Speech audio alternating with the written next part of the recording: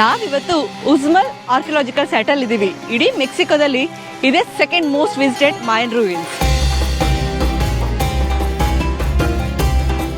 So ಅಲ್ಲಿ ಕಾಣಿಸ್ತಾ ಇದೆಯಲ್ಲ ಎದುರುಗಡೆ, ಅದನ್ನ ಟೆಂಪಲ್ ಆಫ್ ಮ್ಯೂಸಿಷಿಯನ್ ಅಂತಾರೆ. ಆಶಾಕ್ ಬಂತು ಆಕ್ಚುಲಿ ಹಿಸ್ಟ್ರಿ ಇದ್ರ ಬಗ್ಗೆ. ಆಶಾ, ಟೆಂಪಲ್ ಆಫ್ ಮ್ಯೂಸಿಷಿಯನ್ ಅಂತ ಎಂತಕ್ಕಂತಾರೆ?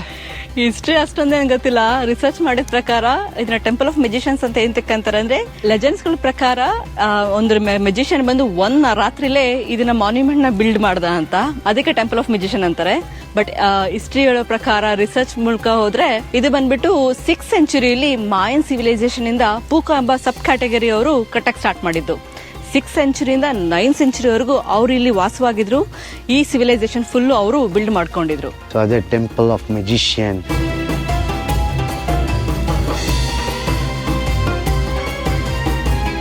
ಮೊದಲೇ ಮುಂಚೆ ಹೋಗಿದ್ರು, ಒಳಗಡೆ ಎಲ್ಲ ಹೋಗಿ ತಿರ್ಗಾಡ್ಬೋದಾಗಿತ್ತು.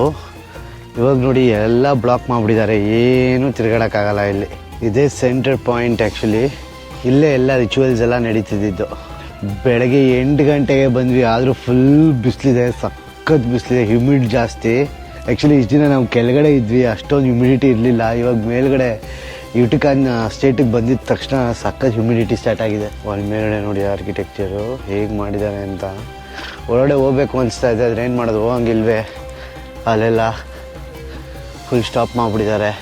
ಇಲ್ಲಿ ಚಿಕ್ಕ ಚಿಕ್ಕ ಪುಟ್ಟ ರೂಮ್ಗಳು ಏನಕ್ಕೆ ಯೂಸ್ ಮಾಡ್ತಿದ್ರು ಅಂತ ಗೊತ್ತಿಲ್ಲ. ನಿಮ್ಗೇನಾದರೂ ಗೊತ್ತಾ ಈ ಥರ ಪುಟ್ಟ ಪುಟ್ಟದ್ದು ಏನಕ್ಕೆ ಯೂಸ್ ಮಾಡ್ತಿದ್ರು ಅಂತ?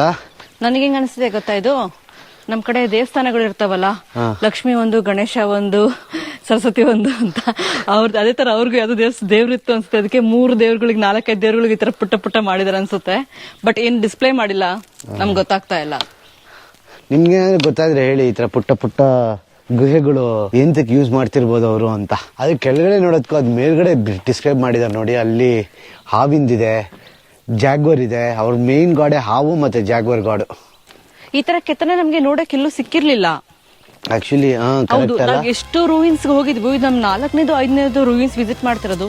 ಬಟ್ ಈ ತರ ಅದ್ ಹೇಳಲ್ವಾ, ಒಂದಕ್ಕಿಂತ ಒಂದು ಡಿಫ್ರೆಂಟ್ ಆಗಿದೆ. ನಮ್ಗೆಲ್ಲ ಒಂದೇ ತರ ಅನ್ಸುತ್ತೆ ಅಷ್ಟೇ. ನೋಡಕ್ಕೆ ಒಂಥರ ಕಣ್ಣಿಗೆ ತಂಪು ಅನ್ಸುತ್ತೆ. ನಿಮ್ಗೆ ಹೇಗೆ ಅನಿಸ್ತಾ ಇದೆ?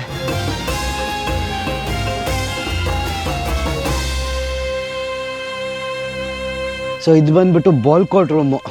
ಇಲ್ಲವರು ಗೇಮ್ ಆಡ್ತಾ ಇದ್ರು. ಅಲ್ಲಿ ಕಾಣಿಸ್ತಾ ಇದೆಯಲ್ಲ, ಅದ್ರೊಳಗಿಂದ ಬಾಲ್ ಹಾಕ್ಬೇಕಾಗಿತ್ತು ಅವರು. ಇದಂಗೆ ಒಂದೇ ಮ್ಯಾಚು, ಒಂದೇ ಗೋಲು. ಗೆದ್ದ ಕ್ಯಾಪ್ಟನ್ ನ ಸಾಯಿಸ್ತಾರೆ, ಸ್ಯಾಕ್ರಿಫೈಸ್ ಮಾಡ್ತಾರೆ ಗಾಡ್ಗೆ. ಸ್ಯಾಕ್ರಿಫೈಸ್ ಡೀಸೆಂಟ್ ವರ್ಡ್, ಸ್ಯಾಕ್ರಿಫೈಸ್ ಮಾಡ್ತಾರೆ. ಗೆದ್ದ ಕ್ಯಾಪ್ಟನ್ ನ ಸ್ಯಾಕ್ರಿಫೈಸ್, ಸೋತ್ ಕ್ಯಾಪ್ಟನ್ ನ ವ್ಯಾನಿಷ್ ಮಾಡ್ತಾರೆ. ಊರ್ ಬಿಟ್ಟು ಹೋಗ್ಬೇಕು, ನೀನು ಅರ್ಹತೆ ಇಲ್ಲ, ರೈಟ್ಸ್ ಇಲ್ಲ ಈ ಊರಲ್ಲಿ ಇರೋದು ಅಂದ್ಬಿಟ್ಟು.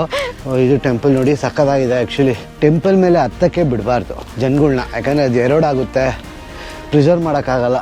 ಸೊ ಇದು ಬಂದ್ಬಿಟ್ಟು ರಾಜರು ಉಳ್ಕೊಳ್ತಿದ್ದ ಪ್ಯಾಲೇಸ್. ಈ ಸಿವಿಲೈಸೇಷನ್ ಪ್ಯಾಲೇಸ್ ಕೂಡ ಇತ್ತು ನೋಡಿ, ಟಾಪಲ್ಲಿ ಉಳ್ಕೊಂಡಿದ್ದ ರಾಜ.